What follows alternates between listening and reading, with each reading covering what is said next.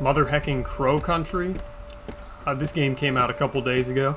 I beat it like twice now. And I want to ramble about it because I liked it a lot. Those Super Flash Bros, they don't miss. Or SFB games, we call them now.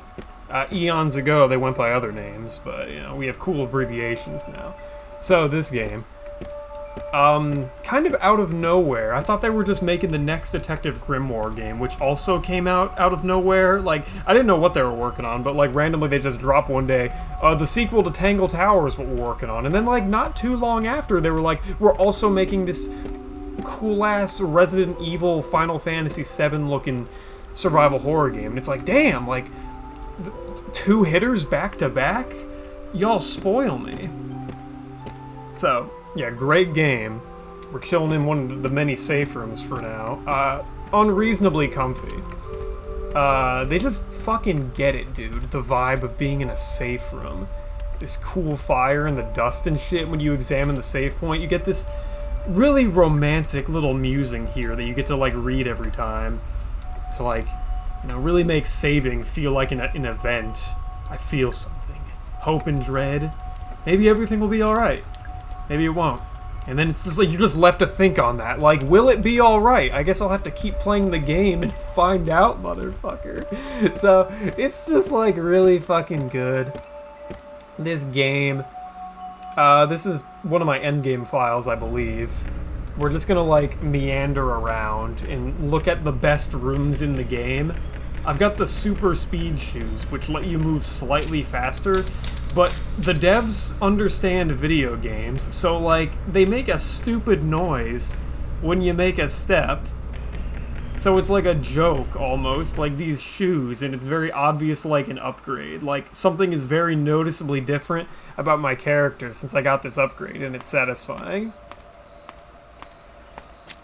So, yeah, it's just, like, brilliant, like, how the game... I'm just gonna prattle off, like, random really cool things about the game, right? So, like, I think when the game begins, it's, like, daytime, or, like, dusk, or, you know, the sun is out, but it's not super bright. And as the game goes on, like, it goes from that to it, like, raining and shit, and now it's, like, night. So, you know, you backtrack through, like, you know, a whole-ass, you know, video game, adventure game map. Like, look at all this shit. It's not too many rooms, actually. It's a very comfortable length, the game, and it just handles the backtracking really nicely, because, like, the visuals change. It's not just the same thing as you run through the whole game. And there's not really a justification, but, like, they start adding booby traps throughout the fucking levels. Like, there's a few in this room, too, like these dumbass, like, crow mouths that shoot poison gack at you. Yeah, there's one. Yeah, and you gotta, like, keep a mind out, because, like, you can't just, like, thoughtlessly backtrack, or you might, whoops, I'm poisoned now, and it's, like, just a small, smart little thing to up the engagement, you know, in the backtracking. It looks nicer, and you gotta be careful. There's new threats. New enemies and stuff, too, you know, it's not just, like, dinky shit like turrets and stuff, like new enemy types and stuff. The enemies aren't too threatening in the game, but just the fact that more of them show up is, like, kind of all they really need to do. Yeah, the Haunted Hilltop. Those Super Flash Bros, those SFB motherfuckers must just, like, spooky theme parks and shit, because at least, like, one other game they've made takes place in one, right? It's just a nice setting for a video game, I guess. Or anywhere, you know, people love this shit. We love spooky shit.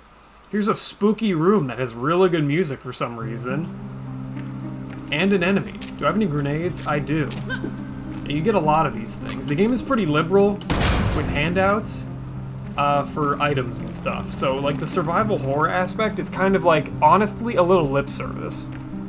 Because the game's, like, really easy. But it's a pretty comfortable difficulty. I was not dissatisfied, but I wouldn't be against them adding a hard mode where, like, maybe it actually mattered how well you hoarded your resources and stuff. Like, I went through the bulk of the game. What's the fucking inventory button? Oh yeah, it's L1. Pretty comfortable, but I forget that a lot, because, you know, I'm not used to the menu being L1 in my video games. So I went through the bulk of the game with, like, you know, 555 for, like, my health items, and I had good ammo the whole way through, because the game gives you a lot of ammo. And, you know, it just kind of feels like nothing can touch you.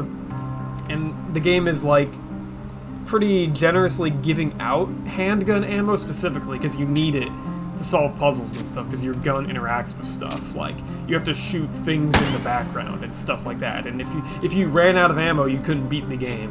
But, like, if you backtrack to the first room in the game, you can get ammo back for free as long as you have 0. So, I don't know. I think the game could have been a little stingier on that. I do like how there's no melee item in the game.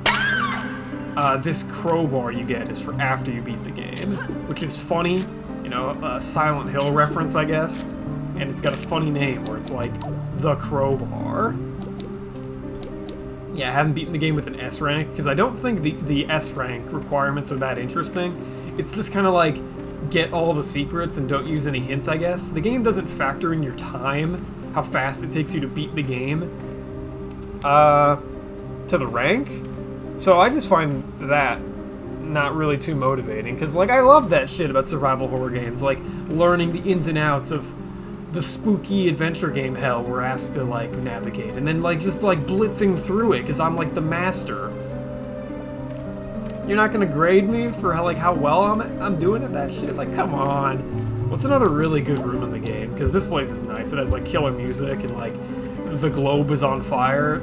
I don't understand. Yeah, the globe is on fire. This is really cool, because, like, when you first come in here and examine it, your character just, like, muses so many places I haven't visited. The game is really fucking good at the flavor text.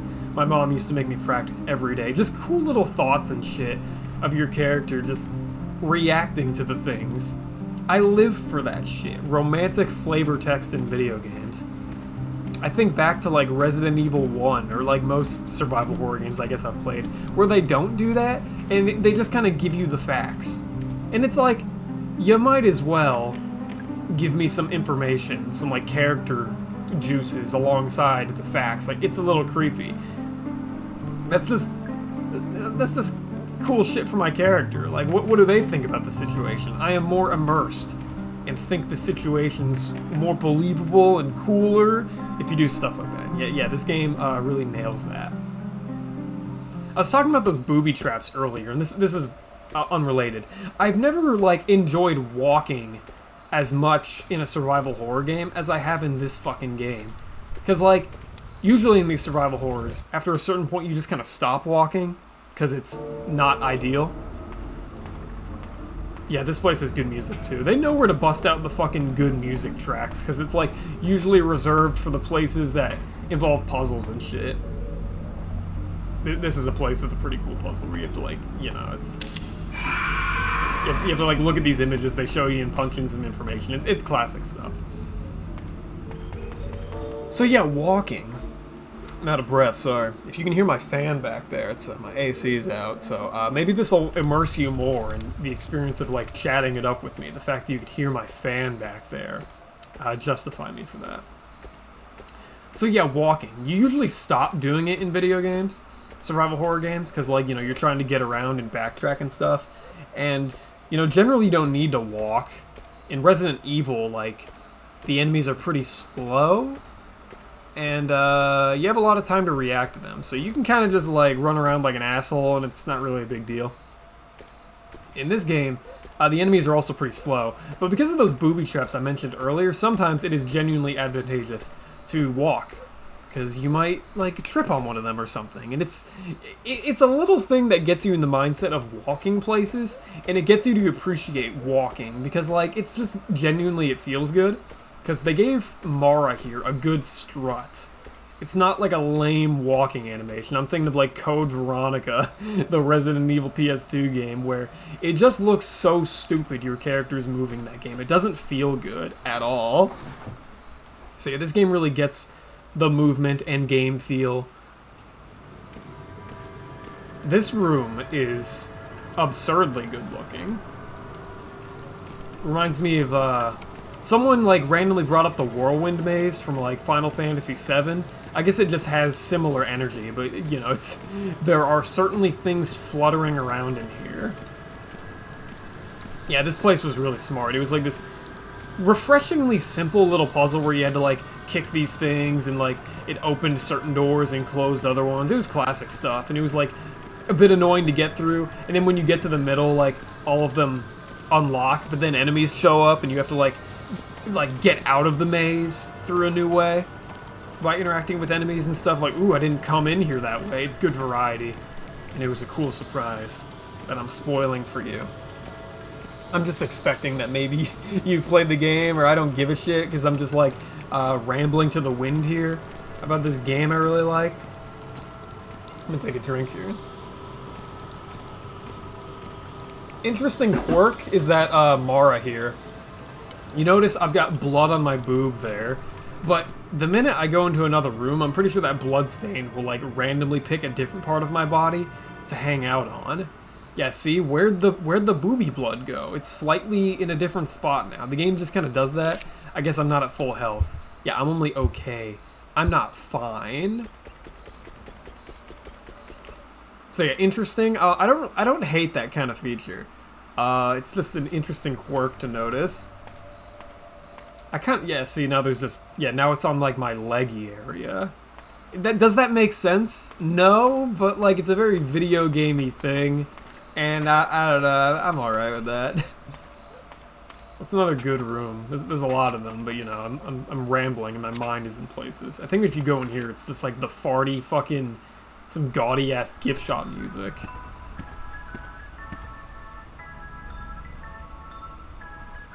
Like, yeah, it just makes me want to buy something, right? Like this farting Disney Town music.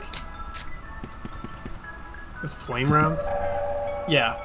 There's a flamethrower in the game, but it's like almost like a secret item, because like there's no way in hell like a regular player is gonna solve the fucking train room puzzle that I think they forgot to give you like a better hint on. Where is the train room? Yeah, that's right. Yeah, I like the camera control and stuff in this game. It feels great, you know, moving around, as I said. You can use tank controls and stuff, but it feels awful because like the game is clearly not meant for tank controls. So like, you know, I'm not gonna want to just like randomly be walking around and then whoops, the camera spins. Like, no one's gonna play like that. They probably should have just like removed the tank controls, because it's like you're either making a game that's about tank controls or you're not. You can't like just throw them in. It's just lip service. Like Resident Evil 1, tank controlled video game. It all makes sense, you know. There's no moving cameras or anything. It's fucking, I don't like it.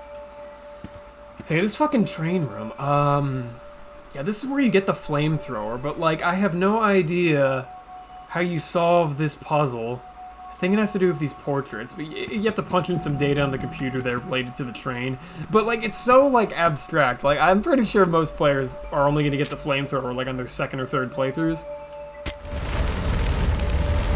So it feels like a bit of a waste of development to have this flamethrower in the game, and like no one's gonna interact with it. And you know, in fact, most upgrades in the game in general I think are kind of worthless, because like as I said earlier, the game gives you ammo pretty willy-nilly, resources and stuff. All the enemies are dead right now because we're like at the end of the game. It's supposed to be like cool and romantic. Like nighttime only triggers when like you're at the dead end of the game and there's like nothing else to do except go down the final elevator. It's very badass. What's that? It looks like handgun ammo. Oh, but it's not. It was a trap. So yeah, that's another cool thing about the backtracking. The fucking item pickups are random now. And evil, and they might explode on you. They might be fakes. It's just like another cool thing. Yeah, you have to stay aware. I like it. Oh!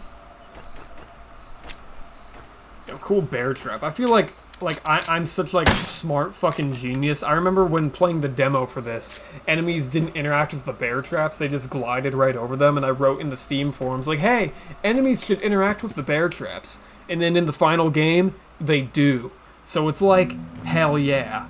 It's as if I'm on the fucking Tangle Tower Crow Cunty development team or something. I saved the game with my amazing suggestion. Or they just naturally came to that conclusion anyway, because there's other traps in the game. And it wouldn't make sense for some of the traps to interact with enemies, and some of them to not.